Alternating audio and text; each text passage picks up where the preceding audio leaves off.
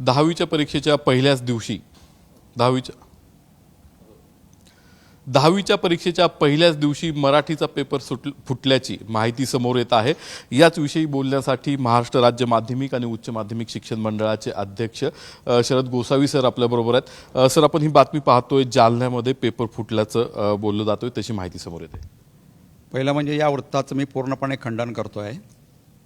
शिक्षणाधिकारी माध्यमिक जिल्हा परिषद जालना संबंधित ज्या शाळेमध्ये पेपर फुटला असं दाखवलं जातं आहे, केंद्र क्रमांक 3050 जिल्हा परिषद शाळा जालना, इथं ते पेपर जे व्हायरल होतात त्याचा आणि या प्रश्नपत्रिकेचा काही संबंध असं प्रथमदर्शनी अहवाल दिसून येतं।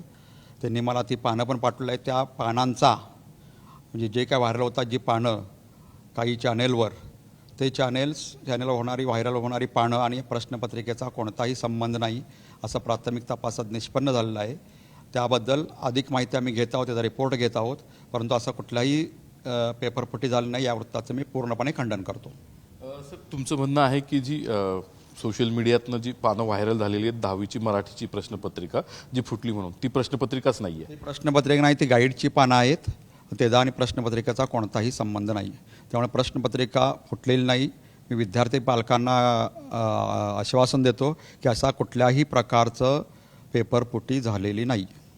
सर, जालन्यातलं एक केंद्र दिसतंय, त्या ठिकाणी कॉपी मोठ्या संख्येनं लोक नागरिक जमा झालेले आहेत, कॉपी पुरवताना दिसत आहेत, कॉपी देताना दिसत आहेत, त्याविषयी काय सांगाल की तो पण एक पेपरफुटीचाच प्रकार आहे? कॉपी होणं आणि पेपरफुटी हे दोन भिन्न प्रकार आहेत।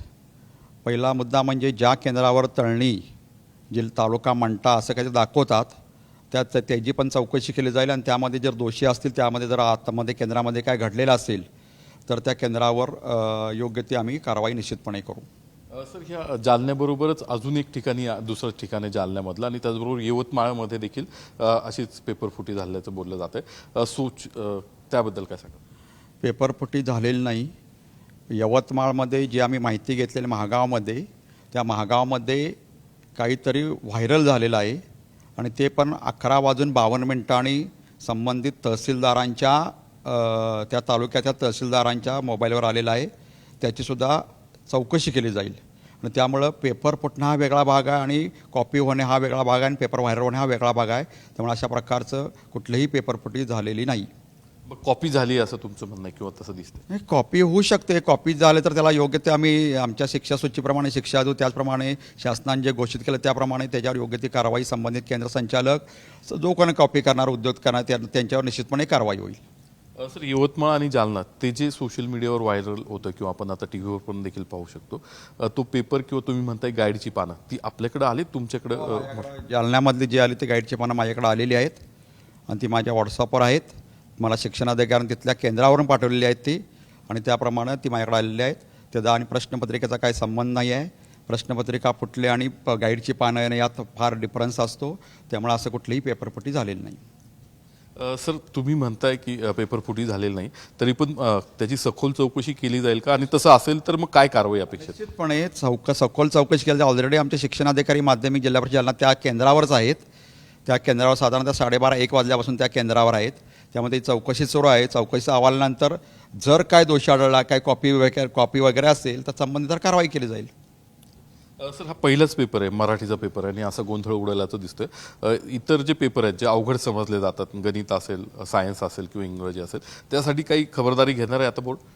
ऑलरेडी खबरदारी घेतलेली आहे। असं दरवर्षी असं कुठलं तरी अफवा पसरते आणि अफवेचं आम्ही खंडन करतो पहिलं म्हणजे, आणि ही अफवाच आहे आणि पेपर फुटलेले नाही हे निश्चितपणे ठामपणे मी राज्यमंडळ अध्यक्ष म्हणून सांगतो।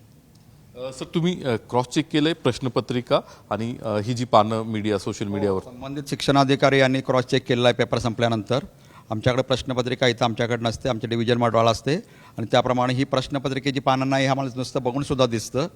प्रश्नपत्रिकेची पानं नाहीत ती, हे बघूनसुद्धा दिसतं की कुठल्या तरी हे जी पानं आहेत गाईडची पानं दिसतात किंवा अन्य कुठल्या तरी प्रकाशनाची पानं दिसतात, त्यामुळे ती जी आम्ही खात्री करू, कारण निश्चितपणे पेपरफुटी झालेली नाही। धन्यवाद सर. हे होते शरद गोसावी. गोसावी सर महाराष्ट्र राज्य माध्यमिक आणि उच्च माध्यमिक शिक्षण मंडळाचे अध्यक्ष आहेत. त्यांनी दावा केलेला आहे आणि ठाम दावा केलेला आहे की हा पेपर फुटलेला नाही. सोशल मीडियावर जी पानं व्हायरल झालेली आहेत ती कुठल्या तरी गाईडची आहेत. मराठीचा आजचा जो पेपर होता तो वेगळा होता आणि ही जी सोशल मीडियावरती व्हायरल झालेली पानं आहेत ती जुळत नाहीत. त्यामुळे पेपर फुटलेला नाही असा दावा त्यांनी केलेला आहे. कॅमेरामन आदर्श कटकेसा, नितीन पाटणकर, साम टीव्ही न्यूज, पुणे.